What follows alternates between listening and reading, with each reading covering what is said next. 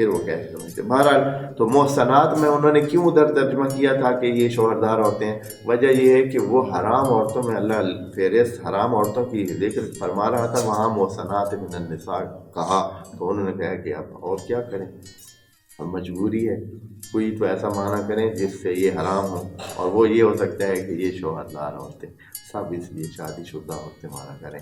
اب ادھر اللہ تعالیٰ فرما رہا ہے اوہل لکم. اب ہم کیا پڑھ رہے ہیں جی؟ اوہل لکم. اب اللہ تعالیٰ حلال فرما رہا ہے. ہاں اب ان کو آپ اگر کہیں اوہل لکم شوہردار عورتیں، ہو سکتا ہے، اب نہیں ہو سکتا. اس لیے آسان طریقہ یہ ہے کہ محسنات کا معنی ہی کیا کر دیں، تبدیل کر دیں. ادھر محسنات کا معنی تھا شوہردار عورتیں، اور ادھر محسنات کا معنی کیا ہے؟ پاک دامن ہو.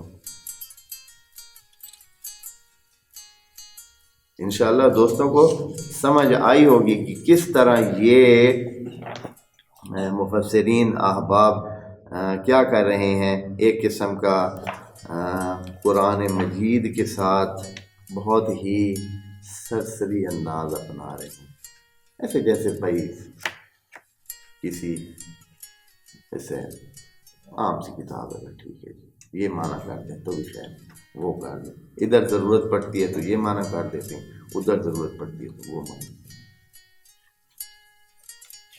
تو یہ اس لیے میں زیادہ اس پر بات کر گیا ہوں کہ یہ ایک قسم کا ظلم ہے. اور تبھی تو نبی جو ہے یہ فوہاں جو میں آپ کے سامنے ابھی کر رہا ہوں، فریاد کر رہا ہوں، عرضداشت پیش کر رہا ہوں کہ قرآن کو نظر انداز کیا جا رہا ہے، یہی بات نبی آخر میں قیامت والے دن کریں گے.